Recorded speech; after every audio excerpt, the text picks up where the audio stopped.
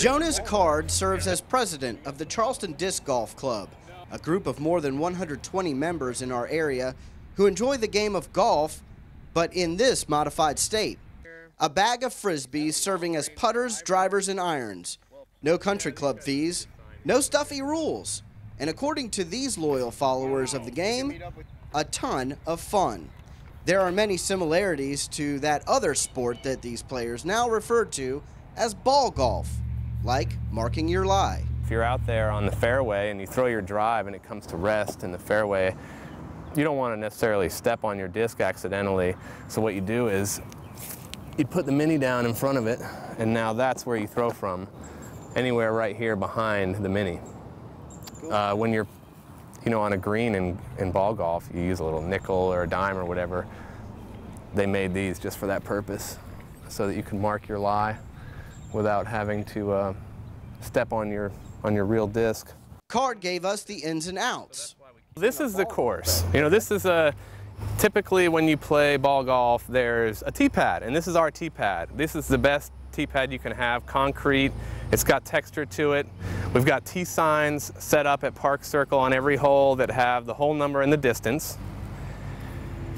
And if you focus down through the trees here, you can see the basket. It's a little bit difficult to make out, but it's 248 feet right down through those trees. You kind of have a fairway to the right and a fairway to the left on this hole, and you can see number 6 over here is just a slightly different configuration, but plays to the same basket. And then behind us here, we have the other side of the equipment.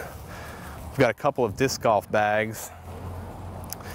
They come with nice shoulder straps so you can carry these around. Some of the guys in the club even have carts that they put their golf bag on wheels so they don't have to carry the weight of this. This weighs 20, 25 pounds. And it's got drink holders, a place for your keys and your wallet. He's got putters. He's got some mid-range discs in here. He's got long-range drivers. Well, a putter has a rounded edge, just like a catch frisbee would. Okay. So this is one of his putters.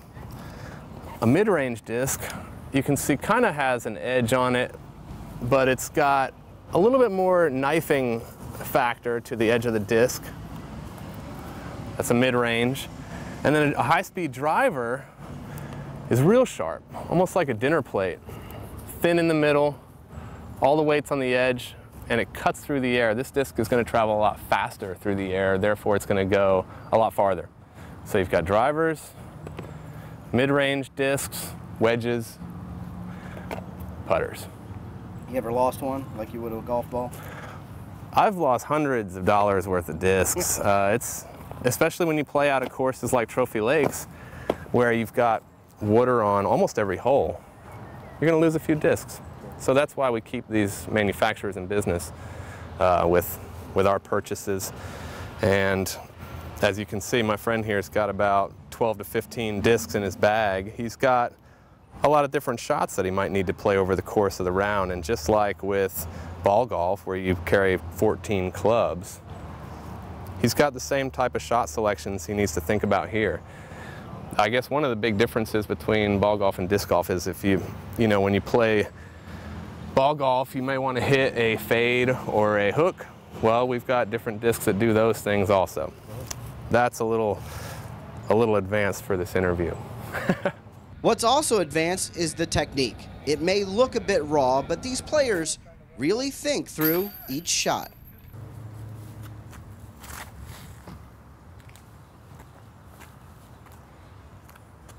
That's pretty much right up the fairway.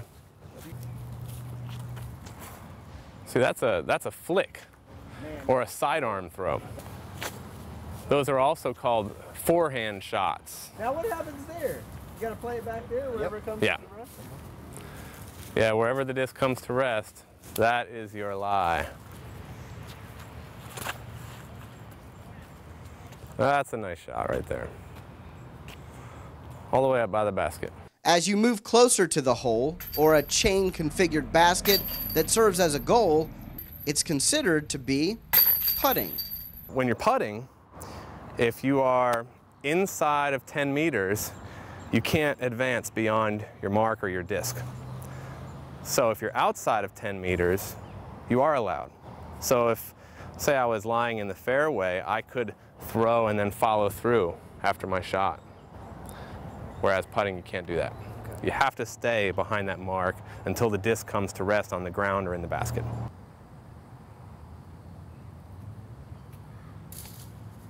Are you trying to get it in where? You have to get it to come to rest, either in the chains or in the basket. It can't sit on top.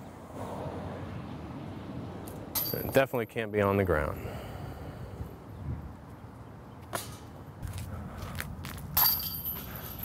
I think the key is just to feed it right into the chains. I put a little spin on the disc. I try to keep everything moving right to the center of the pole. So it hits the chains and sticks. It's just like ball golf. Once you get on the green, you got to get it in the basket. That's where you make your money. You will see some of the top pros of the state play here that happen to be members of our club. I'm currently ranked 6th in the state, and we have a couple other guys that are ranked 3rd and 4th. Cool. So the state of South Carolina is no slouch either. You know, we've had some great competitors. We have a former women's world champion that lives over in Mount Pleasant. I don't know if she's coming out today, but you know, we've got some top talent right here in Charleston. So a lot of good golfers, and we try to foster the growth of the amateurs and the recreational players as well through things like doubles. You know, they come out here and they get to play with the better players and learn as they go. Aside from Card, one of those accomplished players is Blaine Kinkle. Last year was a blow-up year for me anyway. First player in the area to be manufacturer-sponsored by Team Discraft, one of the biggest manufacturers of discs in the world right now, and played a couple really big amateur championships last year.